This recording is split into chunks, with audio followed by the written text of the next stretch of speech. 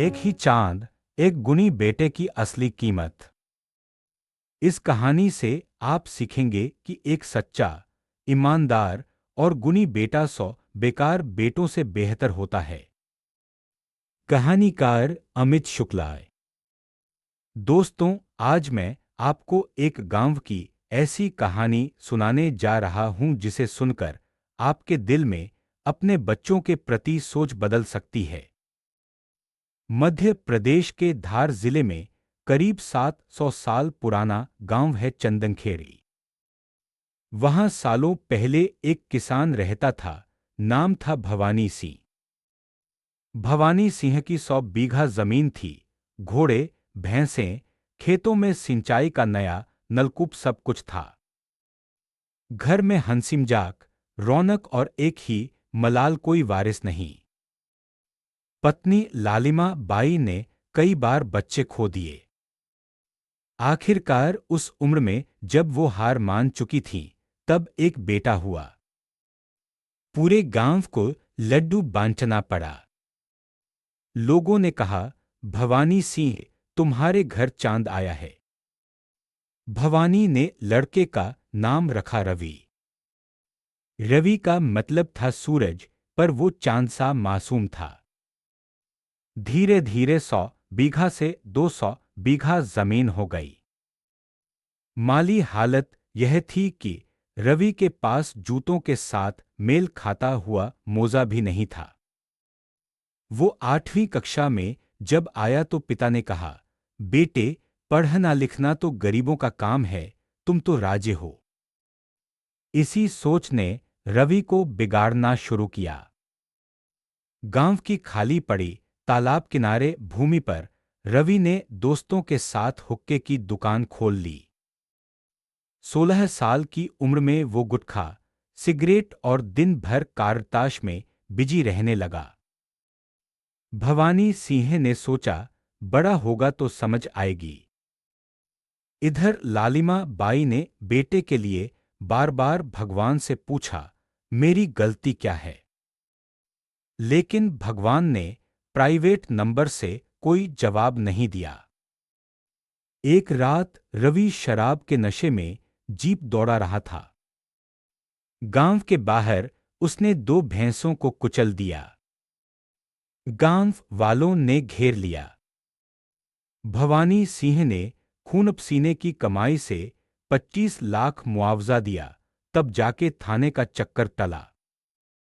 अगले ही दिन पिता ने रवि से कहा, बेटा, तुमने मेरा सिर झुका दिया।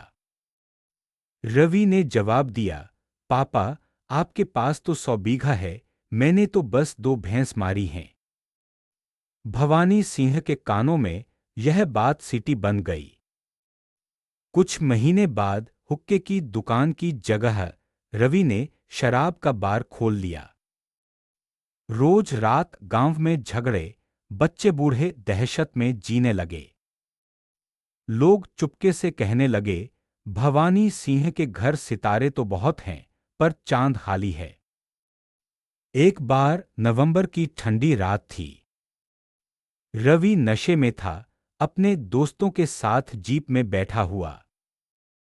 गाड़ी बरसाती सड़क पर फिसल गई और ऊपर से खड़ी उतर गई 15 फुट नीचे खेत में।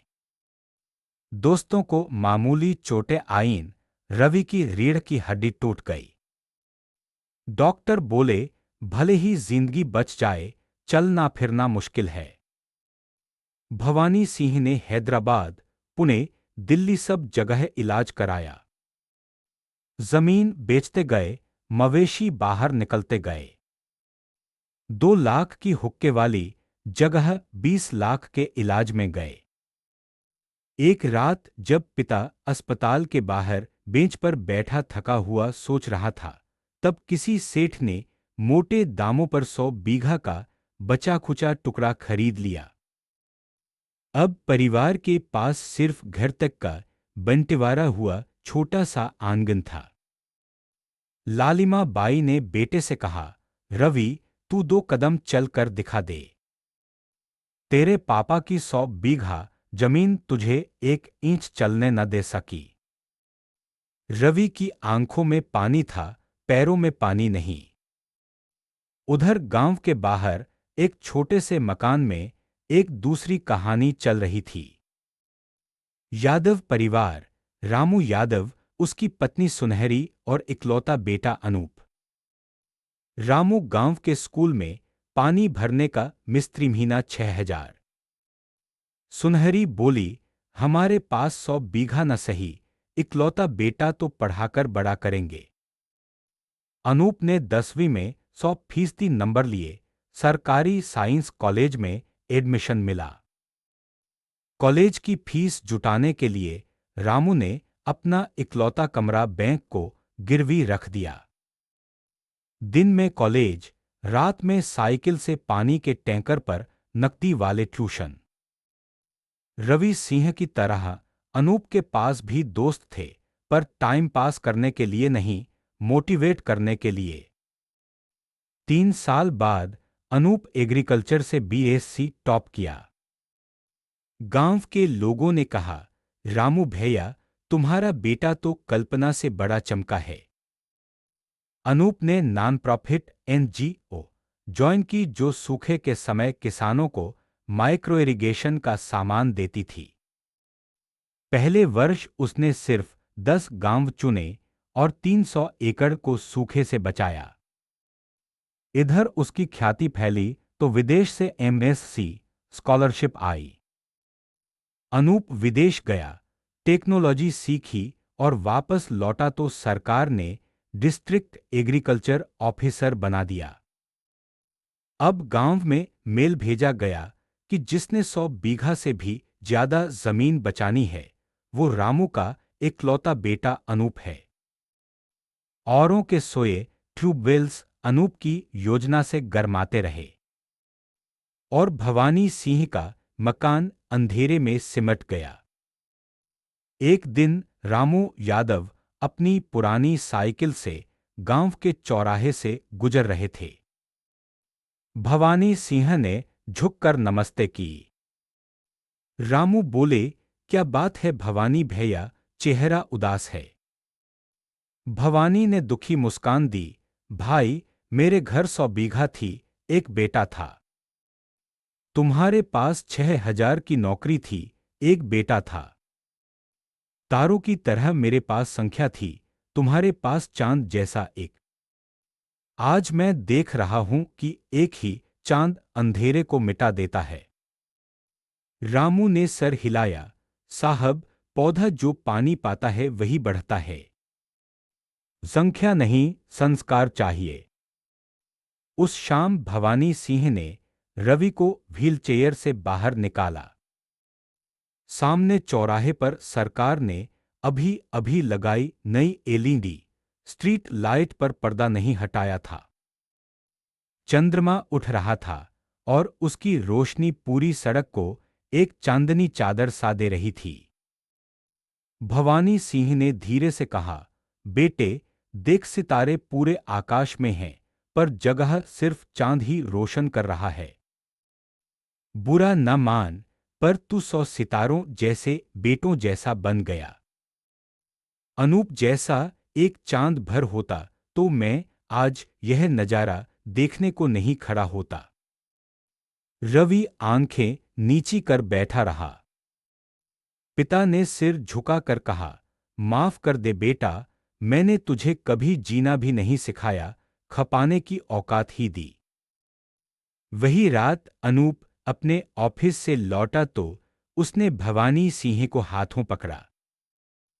चाचाजी, मेरी योजना में गांव में हर सप्ताह संडे स्कूल चलाना है। अगर रवि भैया मदद से तैयार हों तो हम मिलकर बच्चों को संस्कार और खेल दोनों सिखा सकते हैं। हो सकता है कि हमारे पास वक्त थोड़ा हो, पर शुरुआत हम करें। रवि की आंखों में वो चमक लौटी जो नशे में नहीं, अपनापन में थी। उसने हाथ बढ़ाया, मैं कुछ खास नहीं कर पाऊंगा, पर संस्कार मैं भी सीखना चाहता हूं। अगले ही महीने गांव में लोगों ने देखा कि रवि व्हीलचेयर के सहारे बच्चों को गणित और संयम दोनों पढ़ा रहा है। उसके पास 100 एकड़ जमीन नहीं, पर 100 छोटी आंखें अब उसको सच का चांद दिखा रही हैं। साल भर बाद जब सरकार ने गांव को speaking club of the year award दिया, तब पत्रकारों ने पूछा, आपकी सफलता का राज? अनूप ने कहा, राज बस इतना है, एक गुणी बेटा चांद बन जाता है, 100 बिन गुण वाले बेटों से ज्यादा रोशन। हमारे गांव ने यह सीखा है और आगे भी सिखाएगा। सारांश। एक ही जगमगाता चांद पूरी रात का अंधेरा दूर कर देता है, तो 100 धुंधले सितारे मिलकर भी मदद नहीं करते। घर, समाज और राष्ट्र के लिए एक गुणी, जिम्मेदार और संवेदनशील बेटा 100 बिन गुण वालों से बेहतर है। माँ बाप की असली ताकत बेटे की संख्या नहीं, संस्कार है। इसीलिए कहा गया है, एक गुणी पुत्र ही अपने कुल का नाम रोशन करता है। अगर वीडियो पसंद आया तो वन वे चैनल को सब्सक्राइब जरूर करें। आपका एक सब्सक्राइब हमारा हौसला बढ़ाता है।